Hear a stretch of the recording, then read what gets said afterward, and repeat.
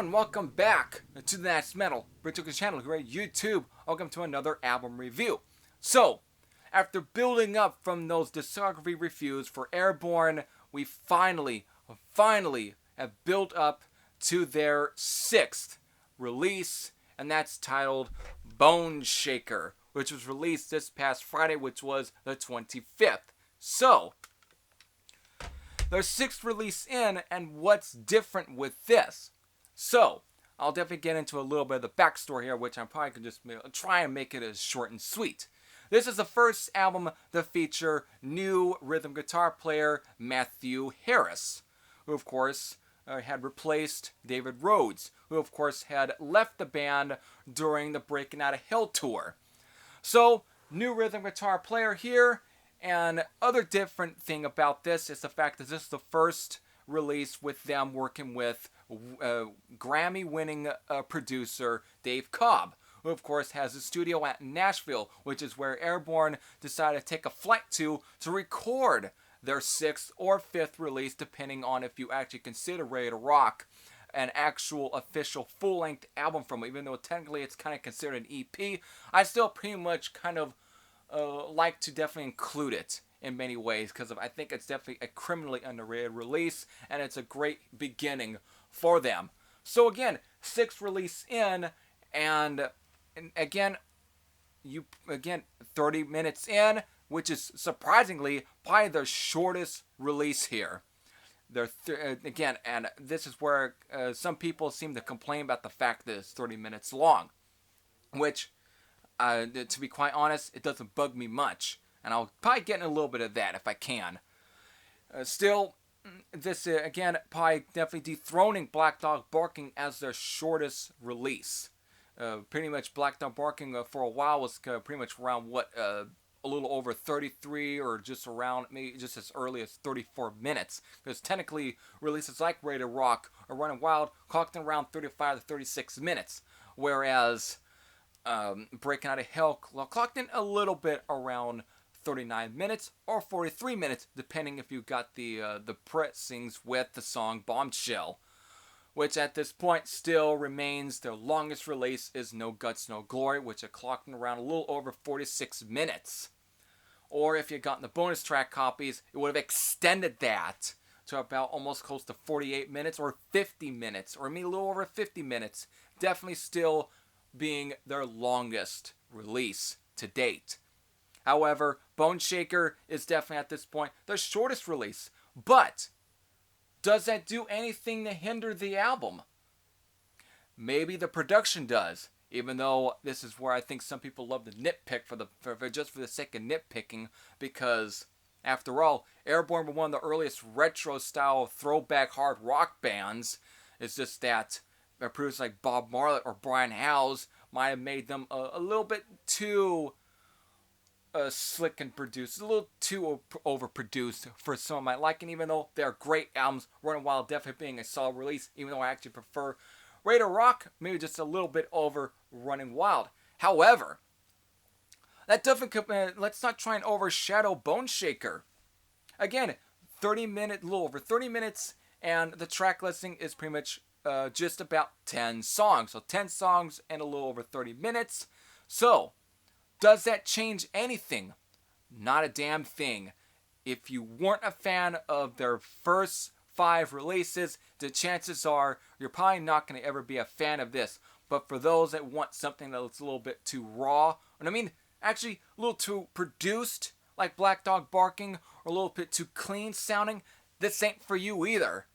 But if you want something that's raw, and just again, raw, and stripped down, and basically has a sort of a no BS feel, this album is for you, and for certainly is a great highlight. So let's definitely kind of just get into it. Again, you still get your mid-pace numbers, basically the opening title track being, of course, titled Boneshaker, of course, Backseat Boogie, and of course She Gives Me Hell. All great sort of songs, and definitely were the three to actually be released on the internet prior to release of this. And again, I might have listened to those just a little bit, just a tad bit, a little more than I should have. Again, they were just, catchy songs. However, with one thing you want from an Airbourne release is your just straight to the jugular, fast, ripping numbers. And you get that with, of course, the second track titled Burn Out the Nitro, Switchblade Angel, and of course the very last song titled Rock and Roll for Life, which is just a killer, speedy barn burner that just grabs you by the jugular and doesn't let that go until it's over. And that is just one thing that you want to expect from this, and it's a great highlight. Definitely being the three fastest songs, for sure, Burn Out the Nitro, and of course, Rock and Roll for Life are definitely two of my favorites on this album. But within that, you still get your anthemic kind of songs, and that's definitely what you kind of get with the track This Is Our City, which is a song I can just picture being used at sports games, mostly being used at maybe let's say like the World Series, or even the Super Bowl, or even like for NHL, or basketball or stuff like that. It's just got that real sports feel that will be perfect for like a football game, or even used as an intro to a football game, just being used as something to pretty much get the fans pumped up for something. It's got that. It's very anthemic. Definitely sound like something that would be great to, of course, be played at Airbourne's concert. I can see them actually playing this at their concerts, even maybe as an encore. So, or even as a way to open up the show. It just has that real classic anthemic feel. I can definitely see them playing this track for years from now. So it's definitely a great track, along with a song such as Burn Out the Nitro. These two songs are definitely great crowd pumpers. But with some of these songs here, there's at least one surprisingly unique number on this one, and that is the 9th track on the release, and that is the abruptly titled Weapon of War, which I'm probably going to take a little time to probably talk about it, but this might be their most dark bass, or probably the more serious song they probably have ever recorded, because of the way it starts out with the rather rambling or talking about our guy who's basically what is it, rambling on about how he's basically can't get the sounds of war in his head, the bloodshed and so on, and it basically has thoughts of actually probably pulling a bullet to his head. It really just it kind of dark in a way, and it kind of almost kind of brings me some rather almost as some little similarities to how Psycho City from Great White kind of starts, even though that one's a little more on the slight crime side of things. But this one it's still got that kind of same feel and vibe. And of course, from there on, it just goes into this slow, almost dark, heavy, bluesy number, which lasts for about 30 minutes before changing the tempo up a little bit. And from here on, you definitely get plenty of tempo changes with this song. And this is also one of the longest songs on the album, because basically most of the songs clocking around 2 minutes, a little over 2 minutes or 3 minutes. Whereas this one clocks around almost a little over 4 minutes, which is actually, again, the longest song on the album for sure. And it's definitely the most unique. The way it ends is also great with the sort of marching feel and so on. This be another kind of cool number for Airbourne to play for their shows. I would like to see what they would do with this on stage. It's definitely a highlight for sure. And it's definitely probably right now could very be one of Airbourne's best songs. It just has such a unique feel for them, and definitely shows they've got plenty of ideas within their tank. And I can definitely see them coming up with more interesting compositions over time.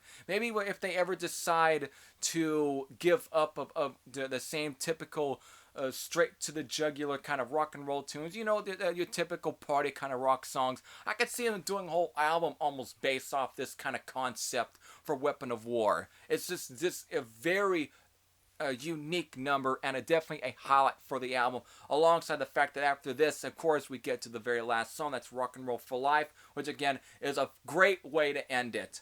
Overall, this is just a solid album, and definitely a great album. And surprisingly, I kind of think it's maybe just a little bit better than Breakin Outta Hell. And I thought Breakin Outta Hell was a great album, but this one just goes a little step further. And with the fact that it's around 30 minutes long, it definitely seems short. But the fact is, it's just got that short but and sweet feel. And just basically, the minute the disc's over, you want to just put it, just again, push that place button again and just keep playing it on repeat and repeat. That's how much this album, I would say, is good. So that definitely leaves me to the score, which I'm going to be very bold here and give it a solid 10 out of 10. Just a solid album. I can definitely, again, from here on out, even the minute I turn this video off, I'm probably going to end up throwing the album on again. Even probably for the rest of the week, I'm probably going to be listening to the album over and over. It just has that feel.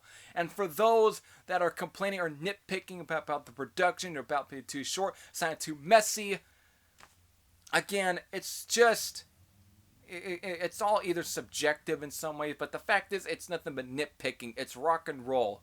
If this album was released back in the 1970s, which it does has that due to the production and what they basically asked Dave Cobb to do, he definitely was able to give the band what they wanted, and that was definitely sound like something that could have easily been on the Albert productions back in the 1970s or early 80s. Just a very good, solid release from them. And so on. I don't know how else I can go on with this. It's just a solid release, and therefore got some of the definitely hit by hooks and so on. It's got plenty of hooks to them.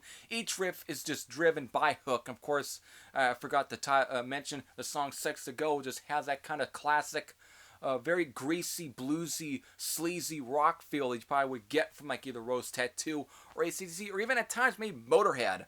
So with that, it's a solid release. This was released on the 25th of October, and since I know maybe some of my subscribers are probably fans of this band or might have listened to it, I'd like to know what you thought. If you do share some of the same negativities that I did point out that some seem to have towards this, let me know if you share those. If you definitely share those negative standards or their standpoints and so on. So with that, I hope you all enjoyed. This is Heavy Thrasher Sam out. I'll see you all later. Take care, everyone.